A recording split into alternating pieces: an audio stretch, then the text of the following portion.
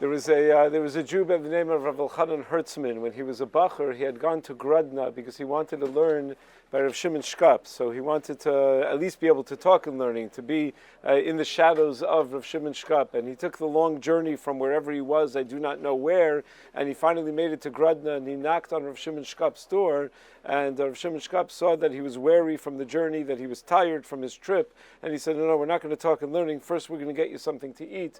We're going to get you a little bit of rest. You're going to take care of yourself, and then when you have enough strength, when you have your kochos, then we'll talk in learning. And there are similar stories about the Chafetz Chaim and other Gedolei Yisrael, and it's not surprising that there are such stories because that's proper derech eretz, that someone comes from a long journey before you hack them in learning, and before you engage them in what could be an intense conversation. You want to make sure that their basic needs, their basic physical needs, are taken care of. In that context, it's a little bit surprising what the Targum Yonasan says about Moshe Rabbeinu when he greets Yisro. The pasuk says, "Vayitze Moshe l'kros chosno, vayishtachvu, vayishaklo, vayishlu ishlu re'el l'shalom, vayavo ha'ohela." He brings him into the ohel. Says the Targum Yonasan, "Vayavo ha'ohela va'asu l'mishkan beis ulfana," that he brought him to the place, to the house of learning, which essentially means that Yisro shows up and Moshe Rabbeinu says, "There's a place I got to take you," and he immediately schleps him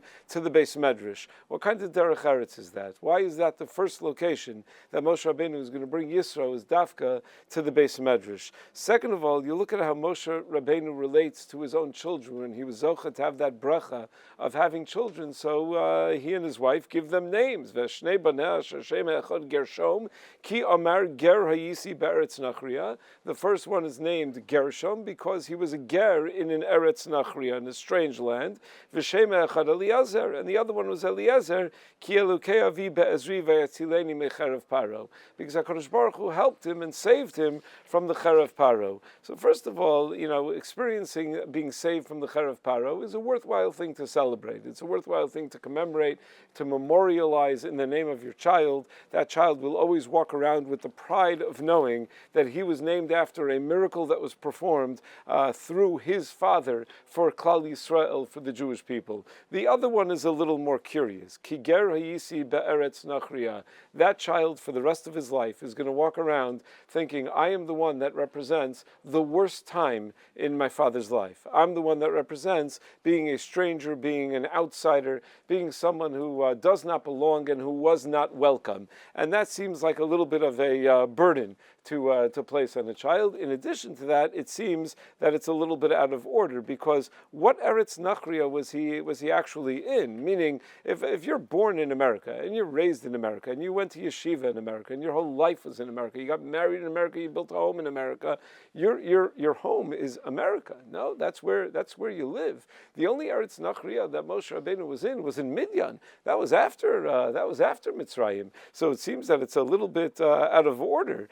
So Rav Rucham Olshin has the following mahalech in answering these questions. He points out a yesod from Rav Shach. The pasuk in Parshas Kisisa describes the aftermath of the Cheda Egel, and there's a very, very curious pasuk in the aftermath of the Cheda Egel, where Hashem says, "Hinei anochi kores bris neged kolamcha e'eseh niflaos asher lo nivlu b'chol haaretz u'b'chol hagoyim." Hashem says, I'm going to make miracles now, the likes of which you have never seen. There are going to be miracles that far surpass anything that Klal Yisrael has ever seen. And what is he possibly referring to? This is after Eser Makos. This is after Kriyas Yamsuf.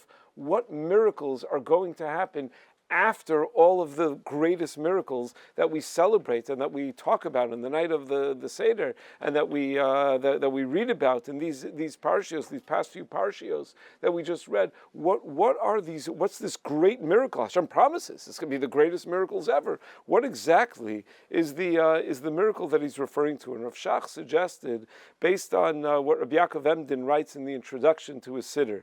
Rabbi Yaakov Emden comments how amazing it is that Klal Yisrael is still around, and that we're still dveikim b'Hashem, that we're still connected to the Ribono Shel Olam and His Torah.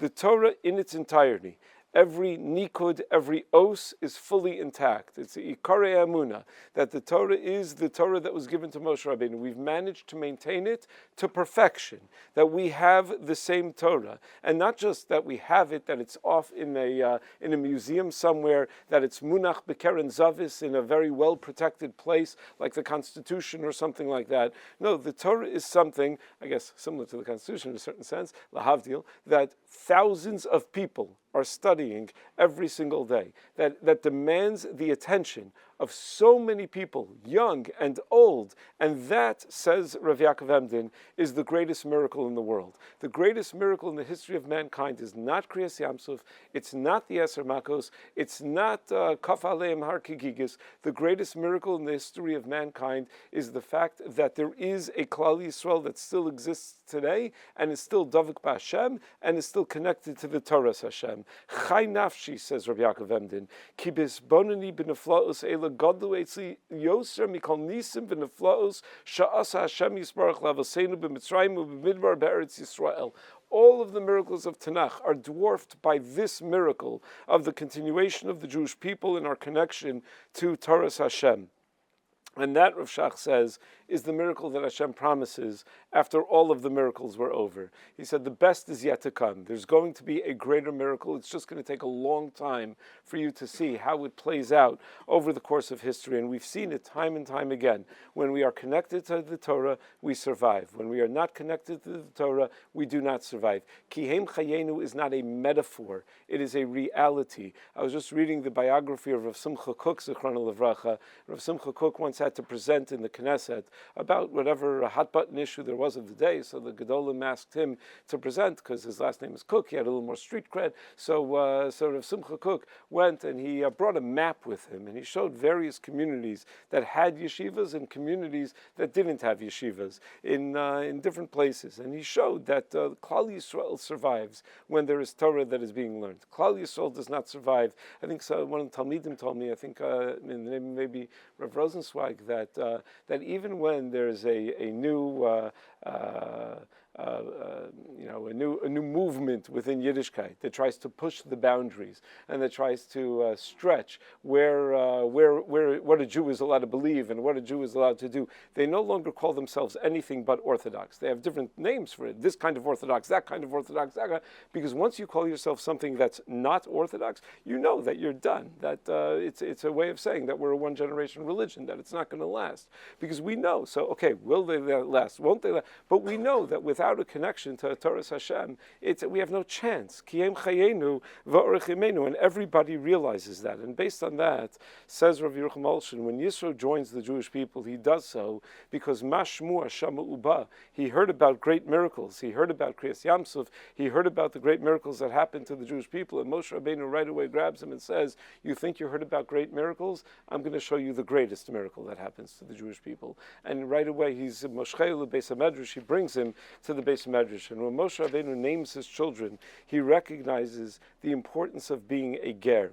Even before he goes to Midian, even though he was a prince of Egypt, as the movie title has it, he was born in Mitzrayim, he was raised in Paro's house, he understood that he was a ger. Why is he a ger? Because the Jewish people are not natives to whatever country we are born in. We are natives to Torah Hashem. We are natives to the Beis Medrash. We are natives to this island that's around everything else that's around us. This is our native home. Moshe, in fact, was a ger before he was saved from Paro. He lived his entire life as a ger be'eretz nachriya, because a Jew is a piece of Torah Hashem. We, in our times, face a unique challenge historically. Rav Asher Weiss once pointed out that it's never been as easy to be a Talmud Chacham as it is today. All the svarim that we have available, all the online shiurim and the apps and the great Torah teachers that it used to be that, your local Rebbe was your Rebbe, and if he was good, he was good, and if he wasn't so good, he wasn't so good.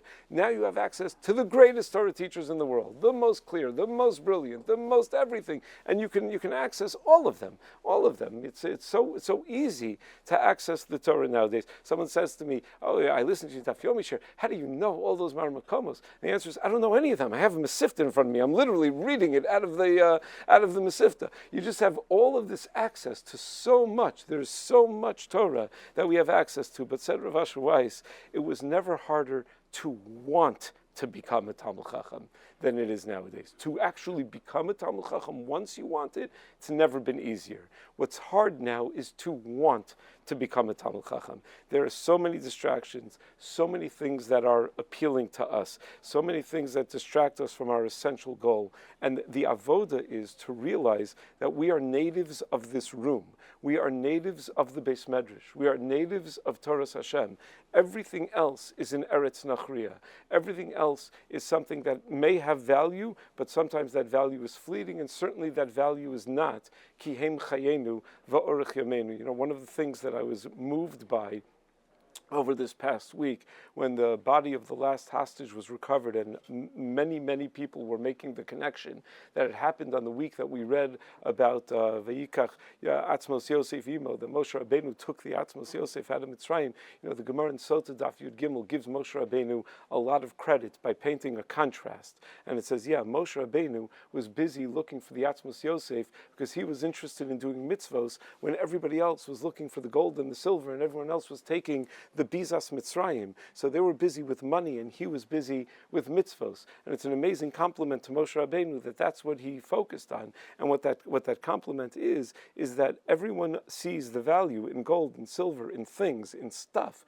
Moshe Rabbeinu saw eternal value. He was able to realize what is fleeting value and what is eternal value. To be able to realize that a Jew has Kedusha, but he's a dead body, but there's going to be Tchias HaMesim. A person understands that there's so much more, that there's something that it could be, you have a Kever Yosef that people are going to be able to daven at, and then one day there's going to be a Tchias HaMesim, and this is going to be the basis of Kedusha. And like it occurred to me that at the beginning of the war, I spoke to a father of a sniper in the IDF, and this sniper had to go into buildings in Gaza, and it happened to be they took over a certain high-end neighborhood in Gaza. So the snipers have to go to the highest place. So they went to like this penthouse apartment, and they sort of took over the apartment when they were there. And he said he opened the drawers in the apartment, and there was jewelry and Rolex watches and all sorts of expensive things. And you know what happened to all that stuff, to all of that money, to all of those Rolexes? You know where they are? They stayed there. No one was interested in them because they were able to see that's not the value. That's not what we're here for. We're here to retrieve every last Jewish hero because we appreciate what Kedusha is. That's what we came for, and that's what we're leaving with. We're not leaving until we get it, but we're not going to be distracted by the narishkeit. We're not going to be distracted by the gold and the silver. It's an amazing full circle of Klal Yisrael coming around to learn such a lesson.